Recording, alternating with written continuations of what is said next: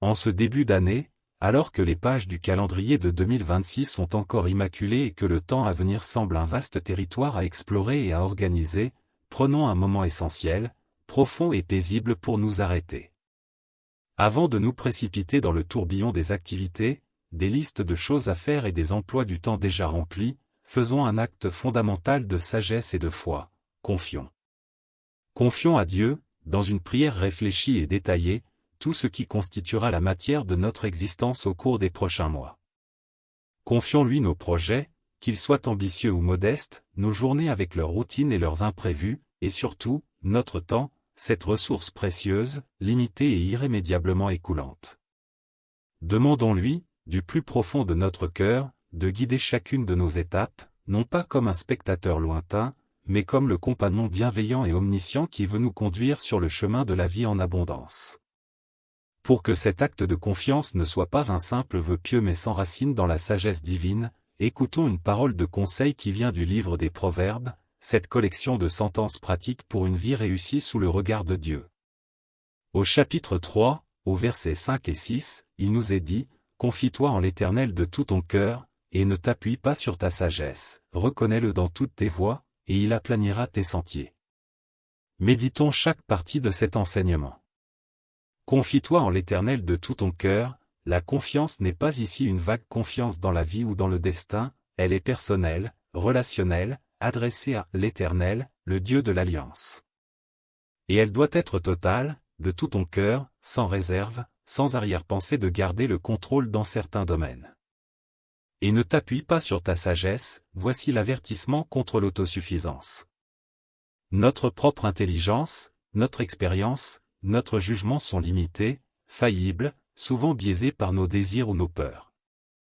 Ils ne doivent pas être le pilier principal sur lequel nous bâtissons notre vie. Reconnais-le dans toutes tes voies, c'est l'attitude de la reconnaissance constante de la souveraineté de Dieu. Dans chaque décision, petit ou grand projet, direction prise, nous devons le prendre en compte, lui demander son avis, chercher à discerner sa volonté. C'est lui donner la première place dans le processus décisionnel. Et il aplanira tes sentiers, voici la promesse. Dieu ne promet pas un chemin sans obstacle, mais il promet de l'aplanir, de le rendre praticable, de lever les pierres d'achoppement majeures, de nous donner la capacité de le parcourir. La route peut être montagneuse, mais elle sera débarrassée des blocs qui nous feraient trébucher définitivement. Cette parole des Proverbes met en lumière la tension dans laquelle nous vivons tous. Nous sommes des êtres qui planifions. Nous faisons des projets, nous remplissons des agendas, nous établissons des calendriers, nous fixons des objectifs. Cette capacité à anticiper et à organiser est un don de Dieu, une marque de notre intelligence. Mais elle porte en elle un risque, celui de croire que nous maîtrisons notre vie par la seule force de notre planification. Le texte nous rappelle que sans Dieu, sans sa sagesse et sa bénédiction, tous nos efforts peuvent être vains. Nous pouvons nous épuiser à courir dans une direction qui ne nous mène nulle part, ou pire, qui nous mène à l'échec ou au malheur. Car lui seul connaît le chemin qui convient à chacun. Il nous connaît intimement, mieux que nous ne nous connaissons nous-mêmes. Il connaît nos talents cachés, nos vulnérabilités secrètes, les rencontres nécessaires qu'il a préparées pour nous, les leçons qu'il veut nous faire apprendre. Et lui seul voit l'ensemble du tableau. Nous ne voyons qu'une petite partie de la fresque, le coin de toile sur lequel nous nous agitons. Dieu, lui, voit la toile entière, le dessin d'ensemble de l'histoire du monde et de notre petite histoire personnelle tissée en son sein. Il voit comment nos choix résonnent avec ceux des autres, comment nos souffrances peuvent servir plus tard, comment nos joies peuvent être partagées. Se fier à lui, c'est donc faire acte de la plus grande intelligence, c'est faire confiance à la connaissance absolue et à l'amour parfait.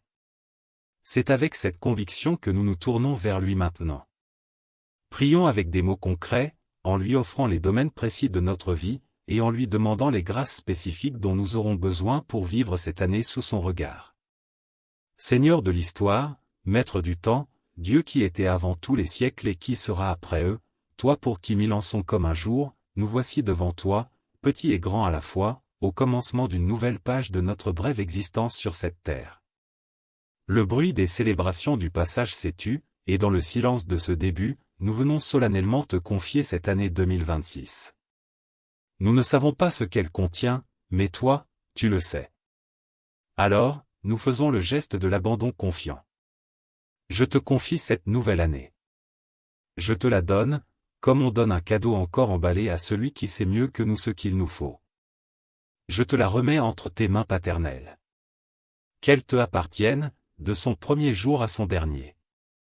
Que ton nom soit sanctifié dans ces 365 jours. Que ton règne vienne dans les événements qui la composeront. Que ta volonté soit faite, en elle et à travers elle, sur la terre comme au ciel. Et parce que cette année sera faite de la matière concrète de ma vie, je veux te confier, avec une grande précision et en toute franchise, tout ce qui la remplira. Je te donne mes projets professionnels. Tout ce qui concerne mon travail, ma vocation, mon gagne-pain, ma contribution à la société. Les tâches à accomplir, les objectifs à atteindre, les défis à relever, les relations avec mes collègues et supérieurs, les périodes de stress et de fatigue que je pressens, les possibilités de promotion ou de reconversion. Je te donne aussi les inquiétudes qui peuvent y être liées, la peur de ne pas y arriver, la crainte de l'échec, la pression des résultats, l'ennui parfois, le sentiment d'inutilité. Prends tout cela.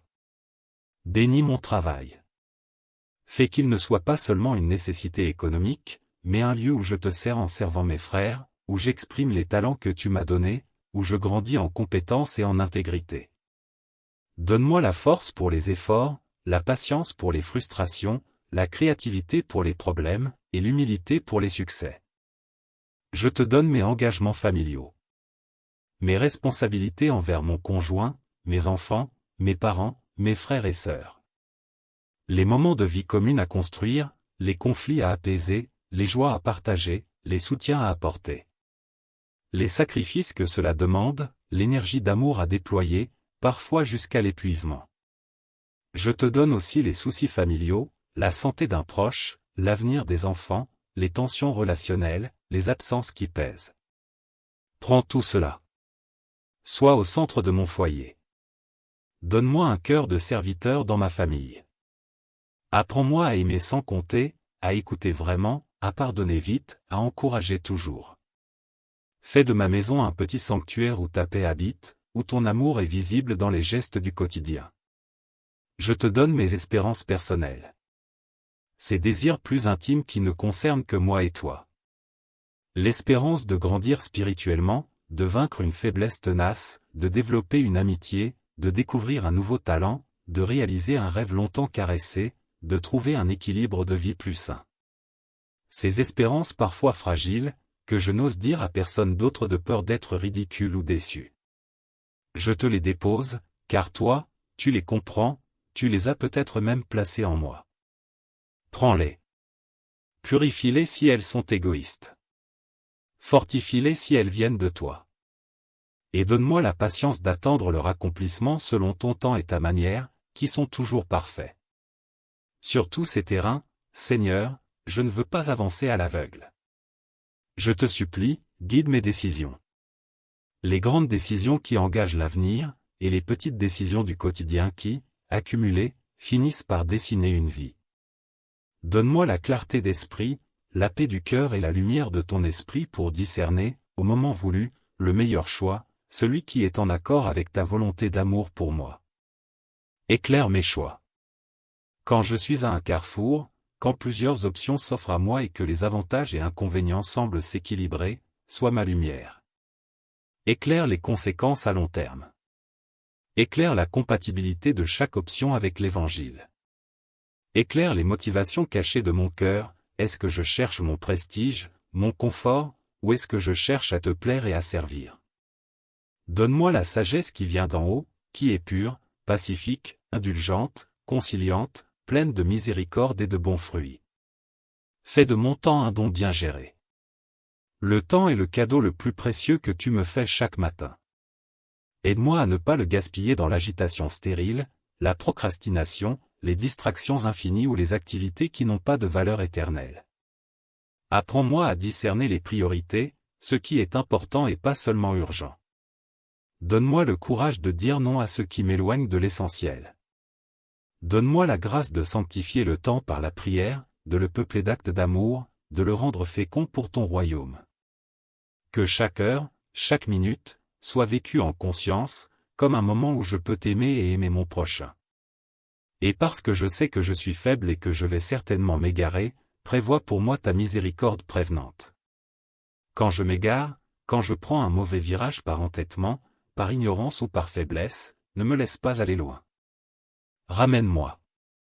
Utilise les circonstances, les paroles d'un ami, un échec, une lecture, un malaise intérieur, pour me faire sentir que je ne suis pas sur le bon chemin. Donne-moi ensuite l'humilité de faire demi-tour, de reconnaître mon erreur et de repartir dans la bonne direction, la main dans la tienne.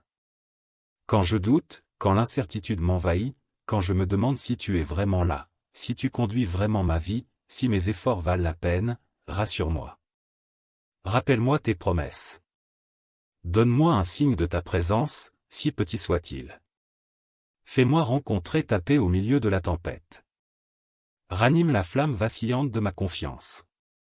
Quand je cours trop vite, quand je m'agite, quand je veux tout faire, tout contrôler, tout réussir tout de suite, et que je m'épuise et m'énerve, ralentis-moi. Pose ta main sur mon épaule et dis-moi, du calme. Repose-toi un peu. Contemple. Respire. Je suis Dieu. Apprends-moi le rythme de la grâce, qui n'est pas la précipitation mais la paix dans l'action. Apprends-moi à recevoir le sabbat, le repos en toi, comme une partie essentielle et bénie de mon temps. Enfin, Seigneur, que tout cela, mes projets, mes journées, mes décisions, mon temps géré ou perdu, mes égarements et mes retours convergent vers un seul but.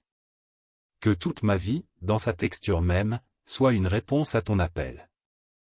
L'appel à t'aimer de tout mon cœur. L'appel à aimer mon prochain comme moi-même. L'appel à te suivre, jour après jour, dans la confiance et la joie.